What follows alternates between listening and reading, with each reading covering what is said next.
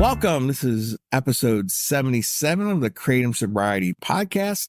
This is Charlie, and I'm here with Jacob tonight. How's it going?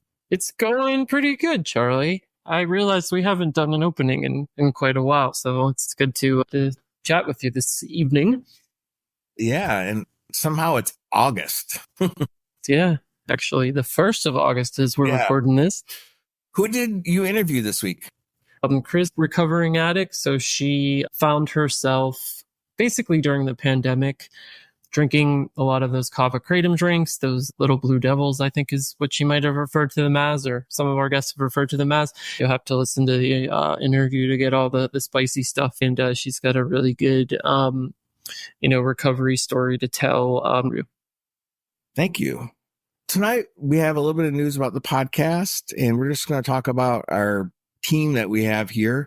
But first, we want to let you know that Decima is moving on. They say James Brown is the hardest working man in show business. And I think Decima might be the hardest working woman in the quitting kratom community. She has a lot on her plate. She and her team run a meeting at 8 o'clock, 6 nights a week. Every night except Thursday. They have a noon meeting on Fridays. She's also the head moderator at the Quitting Support Facebook page. She just started up with some other people a chat group in Signal that has like 24/7 support. And then this weekend, she's launching a YouTube channel. So we'll put the links to all that stuff so you can keep abreast and keep in touch with Decima in the show notes. And we're going to miss her. We really appreciated all the hard work she did on the podcast. It definitely won't be the same without her. I want to thank Decima for being an integral part of the podcast, and I would say I learned a lot from her. We have about the same amount of clean time on Kratom. We had our episode about that, but just the way she approaches recovery, and she's really thrown herself into it. It was awesome to see, and there's probably even more things than Jari already said that she's doing for the recovery community. And I can't say enough about how I'm sure I'll have to pop into a couple meetings that she's running to say hi. It's been good to get to do a lot of the openings we did over the last 2 months or so. So that was a lot of fun. Yeah. And I'm grateful for all the volunteers and the team that we have on the podcast. It's the only reason it's continuing to go, including you, Jacob. I describe you as a rock. You're just very reliable, steady, and we can count on you. It's great. Thank you. I really appreciate all that. It's great to have this podcast for me, just to be honest. It really helps me with my recovery, if I'm being super honest, because I know I have commitments, and the last thing I want to do is come on here and tell all you that I decided to go back to Kratom, or I'm in the midst of a relapse or whatever may be happening. But that's not the only reason why I do it, but I'd be lying if I said it wasn't. So I'm grateful for the opportunity, and it's been a lot of fun. I personally do it for the sweet FDA money. I know. And that money we're getting from, what is it, Invidor? Is that our new sponsor? From the makers of Suboxone, I think, and Subutex. That money they're giving us is just, it's amazing. No, I wish. It's actually a generic now. It's a lot more accessible than it was when it was only a name brand. But all kidding aside, this week on Wednesday, I interviewed Jimmy, or JP. He's been a guest commentator on a couple episodes. Kratom in the headlines, a lot of some talks about science. We're grateful for him, and we'll be hearing more from him and as we go forward. And we have 2 new volunteers on the team. Have you seen some of the new graphic design and logos on some of our episodes? I have. Yeah, they're really well done. I would say it's a sound artist versus a visual, so I can't do any of that stuff. So they're all really well done, but they look really nice. Yeah, that's thanks to Bobby. And he's also taking control of our social media accounts, and we'll be posting our new episodes. And my relationship with social media has changed. I'm glad he's taken over, but I finally, like about 2 or 3 months ago, I finally stopped arguing with people about Kratom on the internet. It's like the biggest waste of time it's like arguing politics with strangers on the internet. Arguing Kratom on the internet was a complete waste of time too. Oh yeah, it's a total waste of time. It's not not worth it in any way, shape, or form. And last, I know you listened to it. How about that sound last Wednesday? The sound last Wednesday was really great. It's come a long way from the first couple episodes I joined all the way back last summer. Last week in particular, I'm wondering if the listeners were able to notice that too. Same. The compulsive side of me, I want to go back and remix a couple of those early ones, but maybe for historical, leave it alone. Leave them same as leave them alone. But we have somebody behind the scenes. James is joining us with editing and sound engineering, and he's already proven, like in that interview we posted on Wednesday for our special series, my sound was really low and I sounded like I was talking from across the room, and somehow he made my voice pop. So it's partly a skill set to make the quality of things a lot higher and not being completely reliant on artificial intelligent editing tools. But also he's just taking up the workload a little bit and forcing me, and it's mostly me, to do stuff ahead of time but a lot of these episodes are edited at 11:05 p.m. on Saturday night.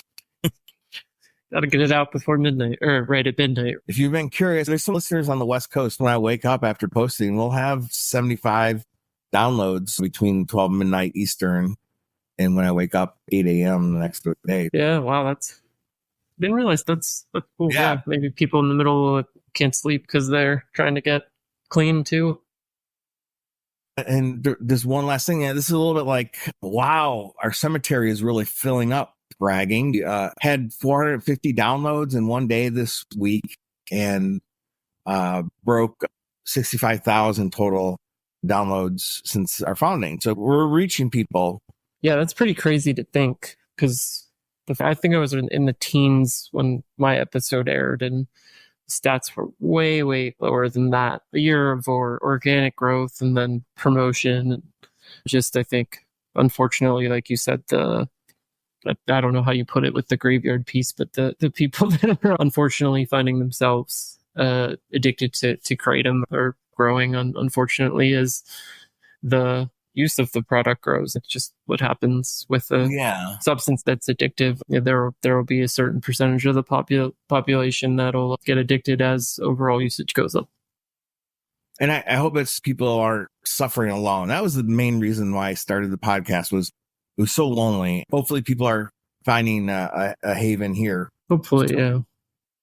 Cool. Yeah, I think, first of all, thanks again to all of our volunteers Charlie named. We couldn't do it without you. And yeah, really glad to have all of your support. And yeah, I think with that, maybe we should get onto that interview with Chris and see what she has to say about her story. Great. Thank you.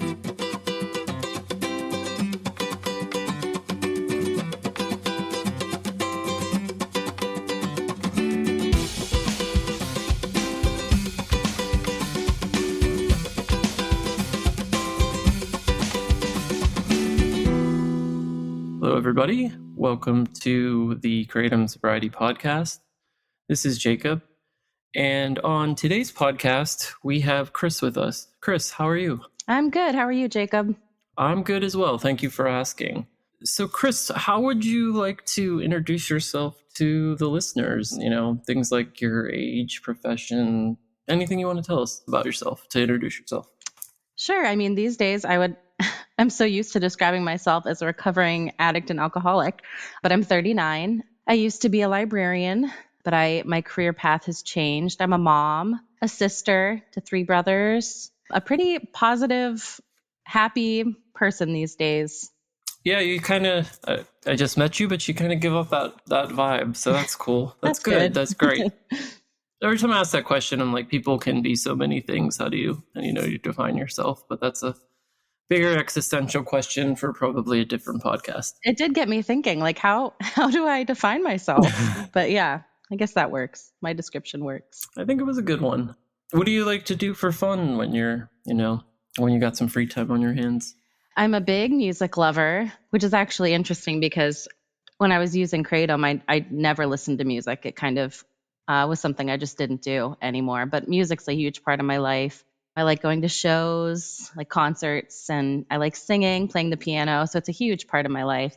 I'm a big reader. I was a librarian, so I'm a big books person. And then just spending a lot of time with my family, my son, my boyfriend, that kind of thing. Awesome. Yeah, I'm a big reader too. I kind of like stopped reading as much as I used to when I got deep into Kratom, and now I've gotten real back into it, which has been good. So Yeah, it's I awesome. didn't do much of anything when I was using Kratom besides use Kratom.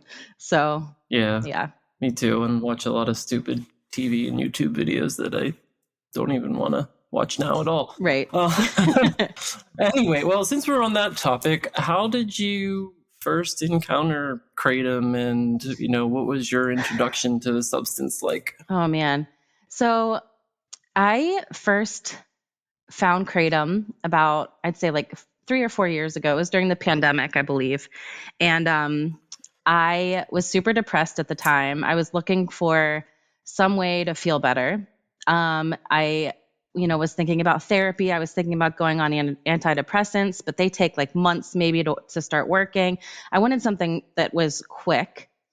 And my husband at the time, now my ex-husband, suggested that we try this Kratom stuff. I didn't know anything about it, but I was open to trying it, and he didn't know anything about it either. So we tried it, and it made me feel good. I was like, oh, this is like a natural thing, that I could take to Yeah. feel good, once in a while. I'm on board. So I remember exactly where I was when I first took it. That's funny. I was in my dining room at the time, and so I started using it every like weekend, like once a weekend, maybe like even once or twice a month at the beginning. It was slow, but it made me feel so good that I quickly was like, oh, maybe I can take this a little more often, like it makes me feel good. So I started using it more and more. And soon I was using it every day and using it secretly. I was lying about how much I was using it to my husband at the time. And that's when I kind of realized something might be wrong, yeah, with my use. Well, that's when, so I realized I had a problem with it, and I was like, I'm just going to stop taking it. And to my horror, when I tried to stop taking it, I got physical withdrawals. I started getting physical withdrawals, and I was like, oh my God, am I allowed to swear? Yeah, you can Okay. swear. Yeah. We're I was not like, censored on this podcast. okay. Yeah. I was like, holy shit. Like, I think I'm having withdrawals. So I told my husband at the time, I'm going to need a weekend to get off this shit. And I spent a weekend withdrawing. But unfortunately, I was like full blown addicted to it. And I soon started using it again. Did you have a history of substance abuse or anything like that before Kratom? I did not. I mean, I had some family members who struggled with addiction. I had seen, you know, what it did to people's lives. And actually, I went to school for social work. I did my internship at a drug and alcohol rehabilitation center. So my only experience with addiction was, watching family members struggle with it and learning about it at school. Yeah. So I had a background with drugs and alcohol. So when I woke up in withdrawal from Kratom for the first time, I knew what that was, and that is what it is. I've told my story enough. We won't get into that. My question for you is, when you like woke up that first time in withdrawal, it sounded like you weren't expecting it, didn't think it could happen. Just tell me a little bit about that, if you don't mind. Yeah, so when I realized I was starting to lie about it and spend a lot of money on it, I told my husband, I'm just going to stop using it. I thought it would be easy. And I stopped taking it. And I think the next day I started to get really restless legs. I couldn't sleep. I was feeling a lot of anxiety, just like full body, like jitters, which was nothing compared to the withdrawals I got later because I kept using it for a while. Okay. But I And looked. how long did it take you to, if you don't, sorry to interrupt, Oh, no, you're good. just a little bit on the timeline. How long did it take you to go from that like casual using every couple days on the weekend to like full blown, I'm going to quit and I have withdrawals?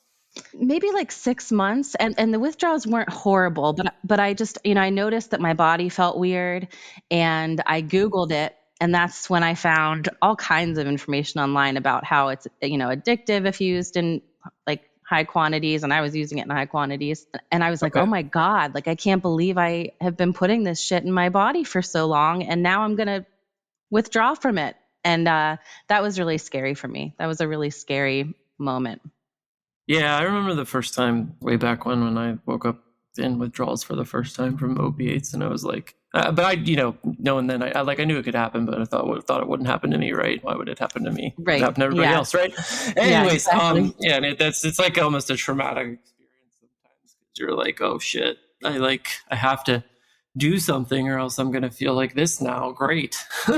Yeah, exactly. And I understood the physical part of addiction, but I don't think I understood at that point in my life that I was now like psychologically addicted to this stuff. Like I thought I would spend the weekend withdrawing and then this stuff would be out of my life forever. Okay. That is not what So what happened. happened next? Yeah. So what happened next? The next couple years were just the worst years of my life. Oh, I'm I sorry. Yeah, it was awful. I mean, I started using again pretty soon after I withdrew because I was craving it. I wasn't Mm-hmm. prepared for what I was going to be feeling. I started using it and I was like, I can control it this time. Like I know what it's like to withdraw from it. I can control how much I take. That's the solution. And And how much were you trying to take around then? I think I was like, oh, if I use this on weekends, like it will be fine, Okay, just like a couple grams or A something. couple grams. Yeah, I was taking like it in pill form, so I was counting how many pills I took, but Oh, like the yeah, the capsules, not capsules, extracts. right, yeah. Okay. But that soon, I mean, I was sneaking how much I took. Like very, very soon, I was taking it like morning, noon, and night. And I was in a really, really bad place with it. Like I was spending a ton of money on it. I needed it to function every morning. And I was convincing myself, like the addiction had like convinced me that I was okay. Like I was managing this, like I don't know. Yeah. It was just an insanity, it was just crazy. Well, that's addiction right there, in my opinion. It's insanity. It makes you do things that you never thought you would do, and they seem perfectly fine when you're doing them. Like literally, you can convince yourself perfectly fine. Oh, it made me a monster. Like I did things I never thought that I would do. Like I was spending all my money on it, and that meant my husband and I got divorced in this time. It didn't have anything to do with the kratom, but we got Okay. divorced, and like I was just spending all of my money on it, and then I wouldn't have money for like my time with my son, like, and I somehow No. convinced myself that it was okay. I was stealing. I had never stolen anything in my life, and I was, stealing. I was lying. I mean, I was lying all the time to everybody. I was taking it at work, before work, at work. And this is when I switched to, I had just been taking the pills and the capsules and the powder, but this is when I switched to, Mm-hmm. that's when I started taking the kava kratom extract drink, and I switched to that. And that just, oh man, that was a different, not that kratom wasn't horrible. I mean, it brought me to my knees, but for me was a whole other storm. It took me down. Yeah, I had a similar experience. It wasn't with the kava kratom drink. It was just with kratom extract. But yeah, it was like a Mm, whole different drug almost. hmm Same drug, just a lot stronger and a lot more kind of addictive. That's when my addiction went from like it's I know a lot about addictions. Yeah. It's not too bad, but then it was like, okay, we're in the same ballpark as some of the worst things that I've been addicted to in my life. Anyway, okay, so you get clean the first time after about 6 months, then you get back into using, you start to get real deep into the addiction, you end up on the kava kratom extract drink.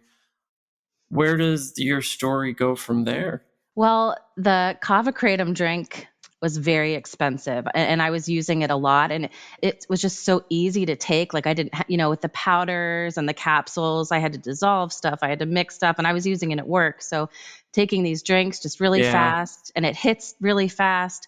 I was using about, at my worst, like 12 to 16 a day, and each one of them is Oh pretty shit, and those expensive. things are like $10. Yeah. Yep. So I was spending like more than Yeah. $100 a day on this stuff. So I didn't have any money. I lost my job because of, I mean, it wasn't. it wasn't specifically because of that, but it was because I wasn't doing it well at work. And that was because I was on this stuff. So Yeah. I lost my job. I was lying to my boyfriend about everything, and he broke up with me. I was starting to have really, really significant health issues, and I had to go to the hospital a couple times. So everything was just If you falling don't mind apart. my asking, what were some of the issues that popped up health related wise? Well, the first ones that did not send me to the hospital, but were very alarming. My face always looked like my eyes looked sunken in. My face and my skin were always really, really like disturbingly dry. Yeah, I had that too. Ugh, it's so weird. It was gross. It made me feel so gross. My hair was falling out.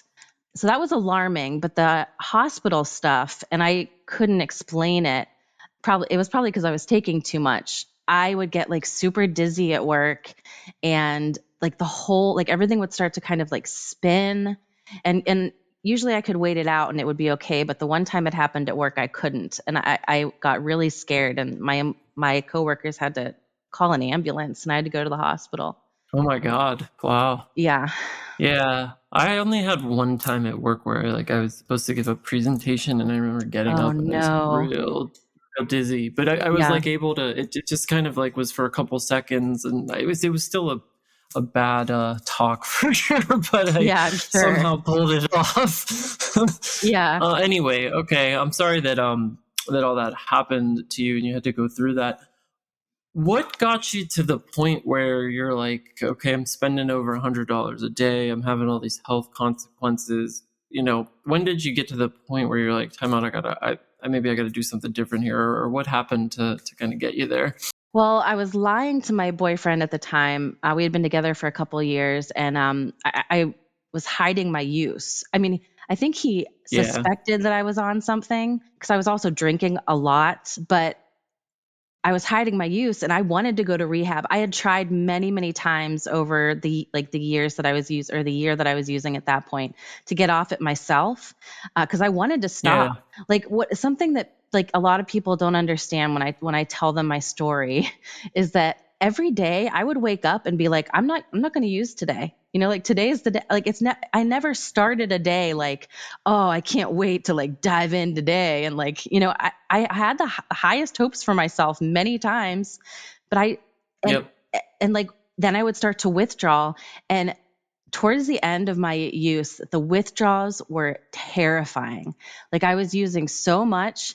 When I stopped using, I would get like a panic that I've never experienced before. And it was just like people would say, like, just last hour by hour or minute by minute. I couldn't even last to the next second. Like I was having thoughts of suicide. I got that too Oh, at the end when I was on a super high dose. I got to the point where I was like, I don't know what I'm gonna do about this, because yeah. I feel like I'm gonna off myself. And yeah, the whole like nobody understands the like waking up every day and saying you're not gonna doing something and ended up doing it like by lunchtime.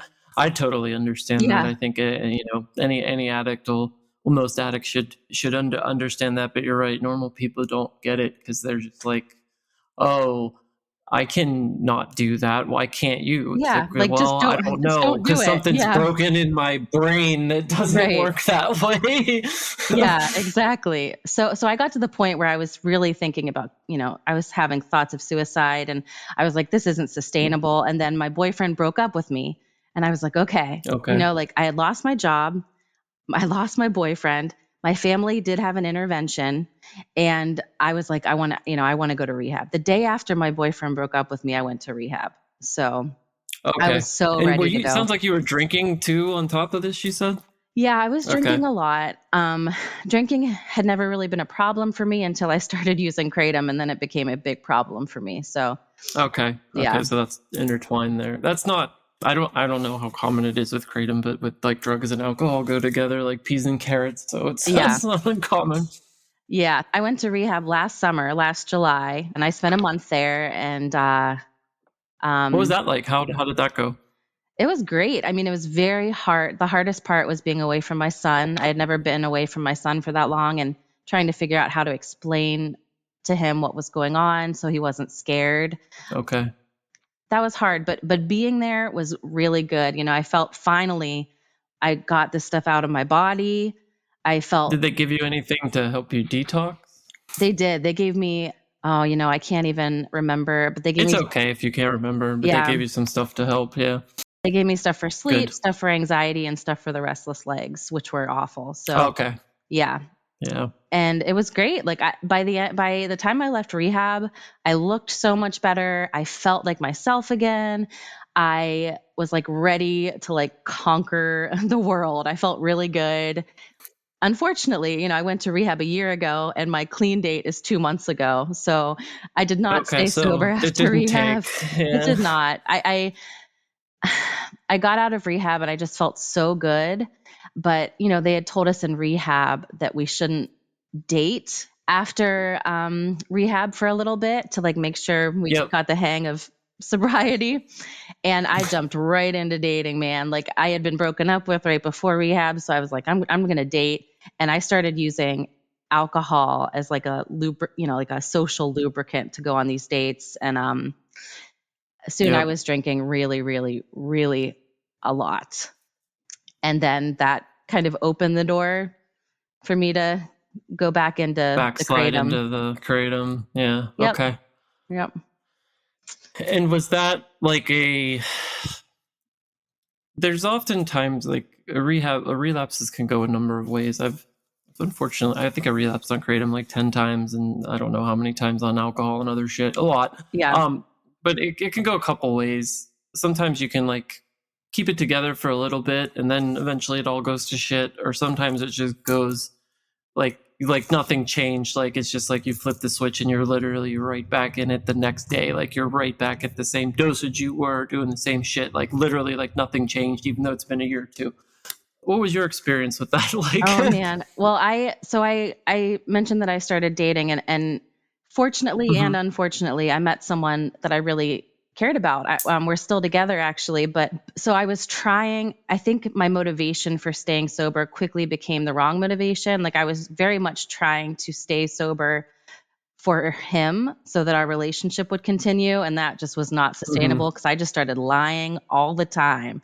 Like I wanted to stay with him and I knew he wouldn't want to be with me if I was using, so I just lied about Yeah. using. I didn't stop using, I just lied about it. But every time I started using again, it was straight back into it. Like not gradual. It was like, oh, maybe I can Okay. have like a bottle of this stuff tonight, and then the next day I'd be back to like 10. It was really, really fast. Yeah, that's usually how it goes. It's not a gradual progression. And Yeah. like I think you said this already, but every time you relapse, it seems like it doesn't really even matter if it's kratom or something else, but kratom in particular, every time you relapse, it just gets worse. Like the withdrawals get worse, the time it takes to get better again gets longer. You just feel more and more defeated. Yes. Yeah. It gets old very fast. I felt so much shame. I'd gone to rehab. My parents spent so much money. Like they paid for my rehab. Everyone, like I felt like I was Oh, just okay. letting everyone down. There's so much shame and guilt and all that stuff with, relapsing and not being able to get it together. That's how I felt. I just kept messing stuff up. When you were in treatment, did they put you in like a 12-step program, or were you doing some other kind of recovery program? Yeah. So I loved the I was going to like AA meetings. I loved the I don't Okay. yeah, I don't know why. I never went to NA meetings. I don't know what they were like, but I loved the AA meetings. And that's what they encouraged in rehab was to do the 90 and 90, To stick like with yeah, it. like 90 meetings in 90 days. And I was all about that coming out of rehab. And then I was like, I don't need this, like I feel good. I learned so much in rehab. I'm better. And I didn't go to the meetings, and then it Yeah, there's didn't a go well. famous podcaster that has a alcohol podcast, and he's like, the three most dangerous words an addict can say are "I got this," which is very common. When you're sober for a while and you're like, I don't really want to go to meetings, do all that stuff, and I'll be fine. And next thing you know, you're back in the shit. So it Yep. sounds like that's what happened to you. You get out of rehab, you relapse, your relationships are suffering, you're back into the middle of the addiction. What got you to the point that you knew that you wanted to get sober, hopefully for good again? So, it was hard this time around because, I had finally met someone who I really loved and cared about, but I could tell that if I kept getting sober for him, it wasn't going to work. I was on the verge of losing custody of my son. My ex-husband is very supportive. He's one of my best friends and biggest advocates, but he also knows what it is to enable someone. And he was very scared for my son. I mean, I was just doing crazy stuff when I had my son, stuff that wasn't safe for him and stuff that wasn't, like, even if it wasn't safe, like the kava kratom drink that I was taking made me just throw up all the time. And so, like, he would be over and, like, I'd have to go to the bathroom and throw up. I mean, it was just stuff that a little kid, like, doesn't have to hear or, like, wonder about, like, why is mommy sick in the bathroom? So I was on the verge of losing custody of my son. I was on the verge of losing the person who I thought was the love of my life. I lost another job. I had a great job out of rehab. I was lucky to get one, and I lost that in around March. And I was living with my parents, who have been and had been, and just this whole journey have been so supportive. They finally told me that they were going to evict me, and there were a couple, like, super low moments that kind of just made it click for me. Like, my dad, who has never said a mean thing to me in his life, told me at one point when I was high that they had already mourned my death, which hit me really hard, like. Yeah. So there was that. My ex-husband did take, not legally, but he did take my son away, and I wasn't allowed to see my son for a couple months. I didn't have a job anymore. Like, everything was falling apart, and I didn't have a source of money, so I was stooping to Lowe's to get the stuff, to get Kratom. And the consequences all kind of caught up with you, it sounds all like. of the consequences. And finally, my boyfriend ended things and told me that, like, it was over. He never wanted to talk to me again. He just couldn't do it anymore. And I really believed that he was gone, that was it. And we did get back together, but I'm so glad. Oh, wow. Yeah, I'm so glad I believed that he was done, because I was finally able to be like, okay, I have lost everything. Like, I lost my son. Yeah. I'm about to be evicted. I'm about to be homeless because of this stuff. I don't have a job. I don't have any money. No one in my family trusts me anymore. I don't have anything. And I finally was like, and you know what the sad thing is? After my parents said they were going to evict me, I still used for a couple of days. But so I got sober on May 25th. And at the end of June, my whole family was supposed to go on this family vacation. And my parents had told me, and my ex-husband told me, if I had a month of sobriety by vacation, they would consider letting me go on the vacation with the family, and my son would be able to go. So I'd have a whole week of, like, time with my son. And at this point, I wasn't seeing my son at all. So I was like, you know what? This is the perfect opportunity. I need to become a person that I like again. Like, where did I go? Like, towards the end, I wasn't anything like myself. I was just a shell of a person. So I did it. I on May 25th is the day I got sober, and it was a rough few days, man. It was really rough. I was not evicted. Did you cold turkey things? How'd you do it this time? I did. I had been using, at this point, I had been using about 12 to 16 bottles of the kava kratom drink a day. And I was like, I know what withdraw's like at this point. And I don't have work. I am just going to withdraw in my bedroom. My parents, I'm living with my parents. My parents know it's going to be a shitty few days, and I'm just going to do it. I know that it's going to suck and it's going to be really bad. But this time, the one thing I did differently, I had been so humbled. Like, I had tried things on my own so many times before. So this time I was like, you know what? I'm going to start going to meetings. Like, I'm so lonely. And I learned that there were virtual AA meetings. So I didn't have to, I crashed my car too when I was using, by the way. So I didn't have a car. Okay. So I was like, yeah. So I was I'm like, I'll sorry start for going to laughing. virtual It's meetings. just sometimes you have to have a No, little bit of gallows humor and all this shit. yeah, I know. I mean, I didn't have anything at the end. So I was like, I'll go to virtual meetings. And I started going every day. And things are different for everyone. But for me, like meetings have just been a game changer for me. And those first couple of days when I went to meetings, I was on camera. I looked horrible and I couldn't stop crying. Like, I would just show up to the meeting just like bawling and I looked so bad. And everyone was just so nice, like everyone was just like, we're so glad you're here. And they were so encouraging. And I don't know, that helped me so much this time around. Yeah, there's something about connecting with people that have been through the same thing, and like when you tell all this stuff you just said, like a normal person's gonna be like, that is insane. And All of that is shocking. insane. Yeah, it is Yeah, shocking. and when you're telling this, when you're sitting with a bunch of alcoholics and addicts, they're like, okay, yeah, Yeah, and like, great. exactly. I'm glad you're here, and all that stuff. But yeah, I remember when I got sober for the first time, like for real on alcohol. I went to a smart recovery meeting in person, and I was like, hungover, and had been doing coke, like all kinds of, like a huge drug bender and alcohol bender for days, probably weeks at that point. I don't even know, but like, and I had to look awful, and everybody was so accepting, and it was like I knew that I could do it if I wanted to do it. Like I just knew, but like you said, like you can't. Maybe you can get sober for your partner or your kid or work or whatever, but that's not going to keep you sober. Like you're not going to, until you actually want to do it yourself and actually recognize that. Or even if you're, if you're just trying to get off kratom, but you don't think something else is a problem, like whatever your drug of choice is, if you don't want to do it for yourself, it's going to be very hard to be successful. Exactly. Yeah. So this time I did it for myself. I'm like, now I'm sober and I'm like, oh, of course I'm like, part of me is doing this for my son.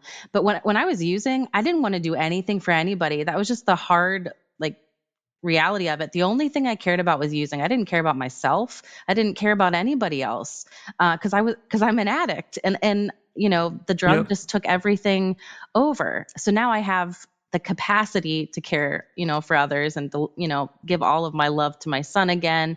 But I just didn't have any of that when I was using. The capacity for that was not there. Yeah, it's like a missing element of your soul or something. Exactly. How did you said the detox was rough. How long did it take you to kind of get through the acute detox, and what was like the first month like? So let me think, the first week was pretty bad physically and emotionally. Just the restless legs are just awful for me. Yep. My whole body kind of twitches. Like I have twitches all over my body when I'm withdrawing. Luckily, maybe, I mean, not so luckily, but I had gone through it before. I knew what it was going to happen, so it really sucked, but like I knew it was going to happen, but I knew it would pass. So I knew like the pain Yeah. was temporary. I had lived it before. It didn't last forever. So for about a week, like the really bad, I just cried all the time. I stayed in bed. I didn't eat it. I wasn't eating anything. My mom had to like make me, eat food. I tried to really drink a lot of water, but the first week was pretty rough. And then after the first week, like I started to get like little glimmers of myself back. Like, I noticed, oh, like today I feel like listening to music again. I haven't done that in months. I started like reading again, just like little signs of progress started to come after the first week. And then after 2 weeks, my husband let me start talking to my son again. And that was a huge motivator for me at 2 weeks, being able to see my son again on FaceTime every night. And then I was like, oh, like maybe I can do this. And I had never gotten to a month before. After rehab, I relapsed. I'd either start drinking after a couple of weeks or I'd start the kratom again after a couple of weeks. So I'd never reached a month. Yeah, I hear you on that. There was like something about the 3-week mark for me that Yeah. always did something to my brain. I don't know. I was kind of like you. I knew the physical withdrawals would be terrible, and they always were terrible, but I could get through those. It was something about the mental stuff after a few weeks that just like not go away that always drove me to relapse. Anyway. A really fortunate thing for me was like I was so isolated. Like I didn't have my car everyone in my family was like kind of like feeling it out to see if this would stick. You know, they didn't trust me yet. My boyfriend had broken up with me. I still wasn't talking to my son a whole bunch. So I was so lonely. And so I knew that if I got to a month's sobriety, I got to go on this super nice beach vacation with my family and hang out with my brothers who I hadn't seen in a while and see my son for a whole week. So after about 2 weeks, I was like, maybe I can do this. Like if I can just reach the vacation, you know. Yeah. And at about the 2-week mark, my ex-boyfriend called. I never thought I would hear from him again. And we started talking again. And I was like, oh, like maybe, you know, so everything started to come back. My son, my boyfriend, my family, my like hope that, you know, things might get better. Yeah. Yeah. You went from that dark place to starting to, you know, see what your life could look like if you could just, you know, get past the stuff that was holding you back. Exactly. Yeah. And I did go on that vacation. I got a whole week with my son. I went to in-person meetings on vacation. They were really cool. And I got my like month coin, you know, AA coin when I was on vacation. So it was like a huge deal. I was really, really excited about it. And that's when I was like, I reached a month. I've never done that before. Maybe if I keep going to meetings, like this will stick, you know, I'll be able to maintain this for, you know, hopefully a while. So are you doing the you should be close to 90 days now, or maybe even I'm bad at month math, but I have 60 are you on still doing the meetings? Yeah, I'll have 60 days on Thursday. It's my 2-month. Awesome. I'll have 62 days on Thursday, but yeah, it's my official 2-month date is the 25th. So yeah, I'm excited. I'm going out to dinner with my boyfriend. Like I'm really big now on like celebrating any little milestone. Like when I reached 50 days, I was like, that sounds like an important number. You know, that's exciting. Yeah. Let's celebrate 50 days. I just think, you know, just finding little things to get excited about and celebrate is important, because I don't know about you, but when I stopped using, like I really missed the chaos of everything. Like I don't want to say that sobriety was boring, but like I just missed how chaotic. I wasn't used to not having that chaos in my life. Yeah, I know what you mean by that. I don't know if I'd say I missed it, but there is something about, you know, sobriety can be a bit regimented sometimes and maybe a little bit less spontaneous and insane. Right. So yeah, there's probably elements of that I could see missing. I think I don't know at this point. I don't probably miss it, but I get what you're saying. Yeah. Yeah, sure. I wasn't used to it. Is probably the better way to say it. Like I was so used to the chaos of everything that when I got sober, I was like, oh, like this has the potential to be boring. Not that it is boring, but I need to find ways to make my sobriety exciting. So I celebrate everything. I'm just like, let's go to dinner because it's my 57 days. I don't know. It's exciting. Yeah, it Why is not? Exciting. No, you should be proud of where you're at, and yeah, whatever keeps you going, I'm all for. How do you talk about your, you know, Kratom in the meetings, or do you just say like alcohol? I'm just curious. I don't do AA myself. I do smart recovery. I actually haven't talked to a lot of people that are going to AA. Charlie's a big A. Yeah, I'm doing the steps too. That's really weird because I do have a problem with alcohol. You know, like drinking became a huge thing. Yeah. And usually in the meetings when I talk about, you know, I come into the meetings and I say like, hi, I'm Chris. I'm an addict and alcoholic. And when I talk about Kratom, it's usually in a general way. I'll say like, you know, when I used last or used. Yeah. Because I'm always worried that people haven't heard of it, or like I had this weird thing when I went to rehab. Like I was worried to tell people I was there for Kratom because they'd be like, oh, like that stuff's not a big deal. And it obviously is. Oh, when I went to the psychiatrist in rehab, and he asked me how much Kratom I was taking and what I was taking, which was the Kava Kratom drink. He said that those little drinks are basically like speedballs because like, yeah. And I was like, and he's like, yeah, he's like, your withdrawal is going to suck. And I was like, great. So you're like, thanks so much, guy. It's real helpful. Yeah. No, that's good. Sometimes good for them to be honest with you, so you know what you're getting into. But yeah, but I was worried. I'm always worried people won't know what it is, and then I'll have to explain. And then I don't know. Maybe I shouldn't worry so much about it, but I do. It's interesting. A year ago when this podcast, or it's longer than a year ago now, like you're in a couple months, maybe longer than that. Anyways, when the podcast first started, when I found it was a guest, I was like in a similar position. I've been off Kratom now for like a year and a couple months. Oh, that's amazing. Yeah, thank you. It's been great. It really has. Yeah, there was like, I don't know. I felt like the tide was starting to break there because still like not a lot of people knew about it when I, went through outpatient and my doctor and all that. She had known a bit about it as an addiction specialist, but now like when we talk, she's like, I'm seeing so many more patients for Kratom.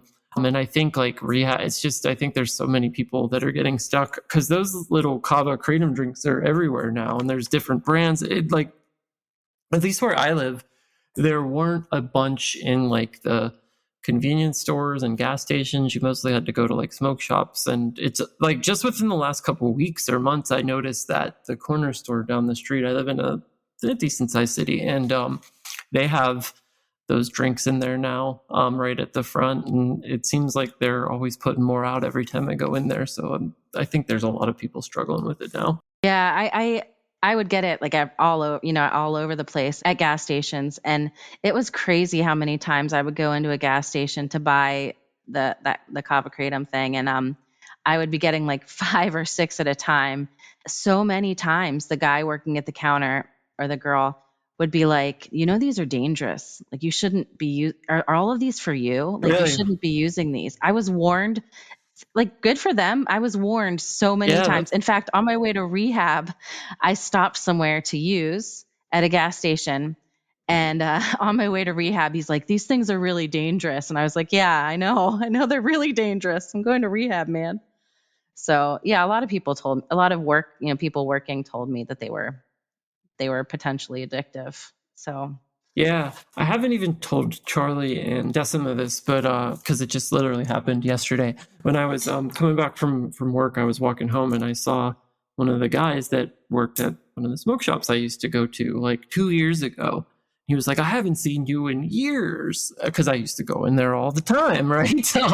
And he was like, yeah. oh, I'm so glad that, and I was like, yeah, I don't, I stopped doing that stuff. I found it really addictive. He's like, I can't tell you how many people come in, and he's like, the amount of money that we make or the shop makes off this stuff is insane. It's like legit dope. He's like, people are just coming, like he's like, I feel like I'm almost a dope dealer because that's like 99% of the things I sell is Kratom extract and Kratom because everybody's fucking addicted to it. So that's crazy. It's a very insidious. Yeah, it was crazy. I was like the last person I expected to see, and then I didn't know what he was going to say to me, if anything, if he'd even recognize me. But he wanted to talk all about it to the point when I was like, I got to get going. I got to take my dog out. Anyways, but yeah, I think there's a pretty big explosion in Kratom addiction, unfortunately, which is well, I think it's good that we have these conversations. I'm glad awareness is spreading. Yeah, there seems to definitely be this increase, and over a couple of years ago, that there's a lot more information about the risks out there too. All right, so now that you're about almost 60 days off of Kratom, what's your life like today? How's the future looking for you? I mean, things are great. I wake up, I don't dread the beginning of the day anymore. I would wake up. I remember just waking up when I was using, and I hated the sound of the birds in the morning because I just hated getting up. Like I knew what I just dreaded it. And I always felt horrible. But now, I wake up, I feel super good. I usually go to a meeting in the morning to start my day off the right way. I see my son a whole bunch. My ex-husband and I have a really good relationship. He's been so supportive. He'll drive me to in-person meetings because I still don't have a car. My relationships with my family are so much better. I can't give enough credit to my parents. It's such a tough line between you love a person and you want to support them and take care of them, but you don't want to enable them. But you don't you just hate seeing them suffer. And I understand that they were trying to walk that line for so many years. And I just really appreciate that they, all the support and love they've given me. So my relationship with them is great. My boyfriend and I are going strong. We have a lot to work through. I mean, a lot of trust was lost when I was using and drinking because I lied all the time. But the love is there, and everything's really good, and I have a job that I'm starting in August. So things are really Oh, good wow. today. That's great. Yeah, things are looking up. And I feel the Yeah. most important part is I feel like myself. I didn't for years. I didn't even know who I was. And that's the most important thing to me today is that I, just feel like a person again. I don't feel like a shell of a human being like I did when I was using. Yeah, it's so interesting that you say that because I often don't think about that. But I've had addiction issues my whole adult life, and I'm 41 or 40, aging myself.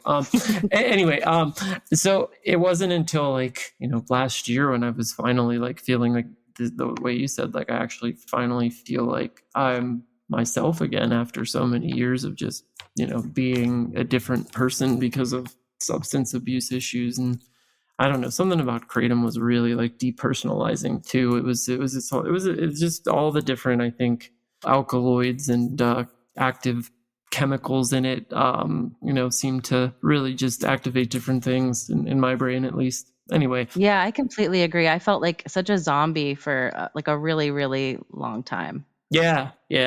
The mental part takes a good while to get over. All right. Well, if someone was to come to you and ask you what would your top tip for getting off Kratom be, what would you tell them?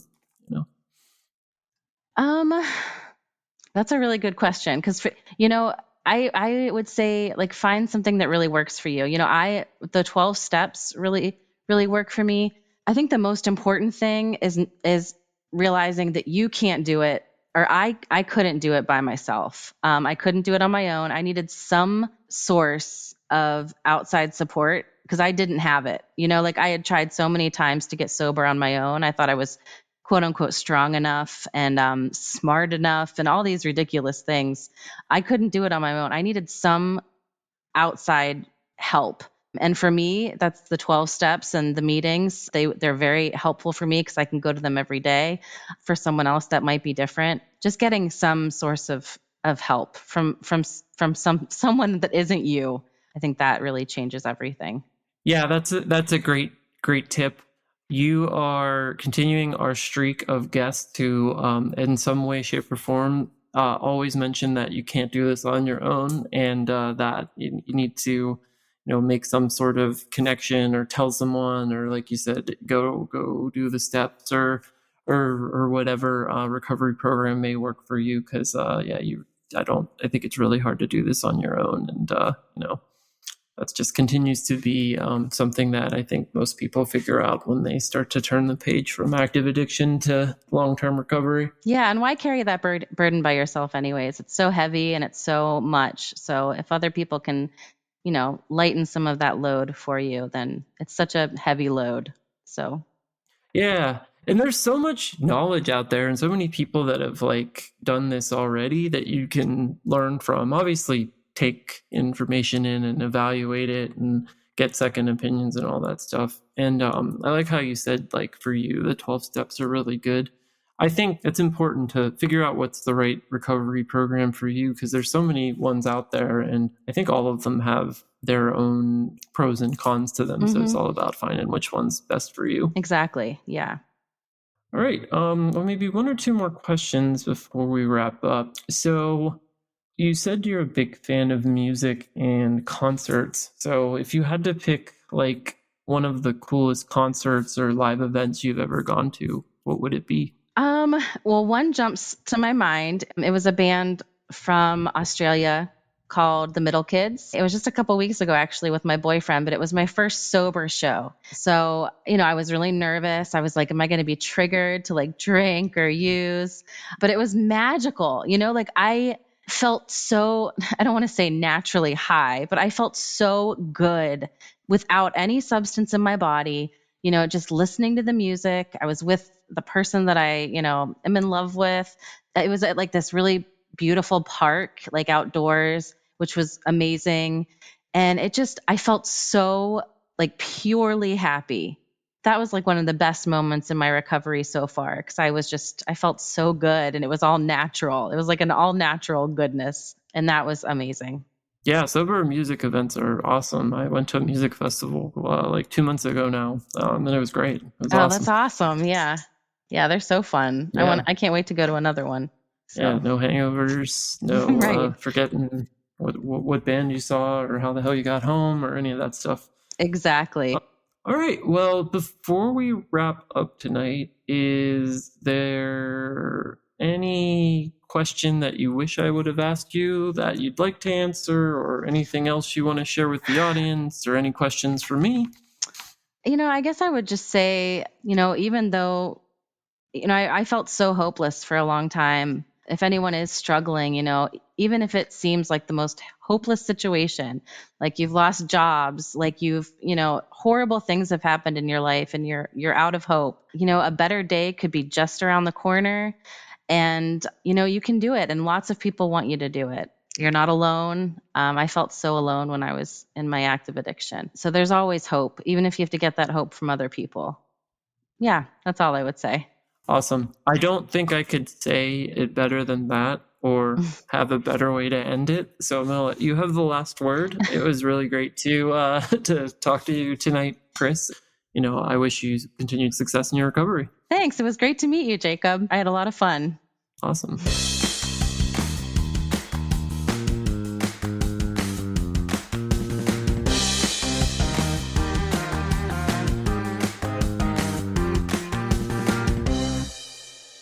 Kratom in the headlines. Hi all, this is Jacob, and I am bringing you this week's Kratom in the headlines. This week we have an article directly from the FDA, or otherwise known as the Food and Drug Administration in the United States, and this article or warning is entitled, FDA warns consumers not to use optimized plant medicated solutions, OPMS, black liquid kratom. So essentially, this warning was put out by the FDA on July 26, 2024, and the purpose that it states is the FDA is advising consumers not to consume OPMS black liquid kratom extract, which is sold online and in some retail stores, and notes that it's been linked to serious adverse health effects, including death. So they summarize the problem and scope and note that they recently received an adverse event report of a person who died after using OPMS black liquid kratom. They note this is just one of many reports that they have received from individuals that have used this product. Some of the other reports they have received include withdrawal symptoms, addiction, digestive issues, restless leg syndrome, skin problems, aggressive behavior, increased anxiety, lack of energy, and inability to focus. The product label for OPMS liquid kratom also indicates the presence of alkaloids such as mitragynine and 7-hydroxymitragynine. They go on to state that products containing kratom have been marketed as foods, including dietary supplements, or drugs with claims of therapeutic benefits. They note, however, that the FDA has not approved any prescription or over-the-counter drug products containing kratom or any associated kratom compounds. They also note that the FDA has serious safety concerns with the use of kratom in dietary supplements and conventional foods, and that based on the available scientific data and information, the FDA has concluded kratom is not lawfully marketed as a dietary supplement and cannot be lawfully added to conventional foods. They go on to state that the FDA continues to warn consumers not to use kratom because of the risk of serious adverse effects, including liver toxicity, seizures, and substance use disorder. So this was not necessarily a surprise, at least to me. I used this product pretty extensively, experienced pretty much all of those side effects, bar maybe one or two that were listed in the report. And it is a serious concern. These very concentrated extract products are super strong. They can be very addicting for some individuals, and they have caused death on their own. There have been several reports And I'm not just singling out this product. I'm just speaking in general terms of concentrated Kratom products and just Kratom products in general, where the only thing that the coroner has been able to find and isolate in their body of concern is mitragynine or 7-hydroxymitragynine.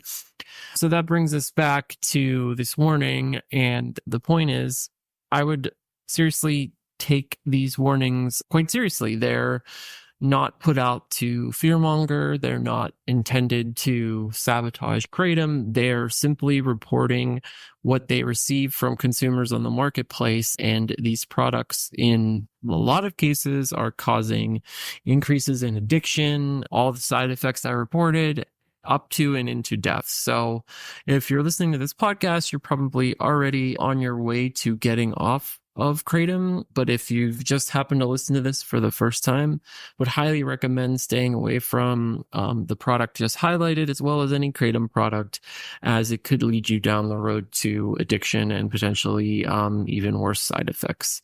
So that's Kratom in the headlines for this week. Keep it Kratom free.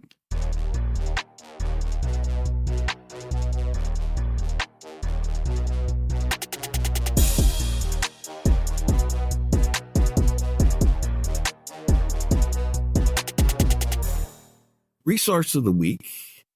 I have some good news. If you've been listening since the beginning, you might remember on early episodes, I talked about Kratom Sobriety coins, and I did a batch of those. I designed them and worked with a local 3D printer to produce them. I did 100 of them, the first printing, and I gave most of them away. And people stopped asking for them. We didn't talk about them on the episodes anytime recently. We're reviving them, and I was able to hand it off to somebody that's going to do a fabulous job at a much lower price. They figured out how to do the printing at home for pennies on the coin, and the real only expense is the cost of mailing them out. And this is Jake. Thank you very much. And they're going to be experimenting with some new colors. I did the traditional like gold, bronze, silver kind of thing, and they're going to have some fun with that. And you can find Jake, especially on Sundays at the 8:00 meeting. He helps run that meeting with Rainey. But I think any of the Facebook meetings on Google Meet that are at 8:00, you'll be able to go to the meeting. They're going to have some kind of Google sheet where you put your sobriety date in and you can collect your coins. And I'm just thrilled that this is going to be a resource to the community that can continue. I obviously wasn't able to sustain it. And just thank you, Jake, for taking on the baton and finding a way to do it better and in a sustainable way. And go to those meetings if you want to help out and pitch in for this. They need hosts. They need backup hosts. They're doing guest speakers.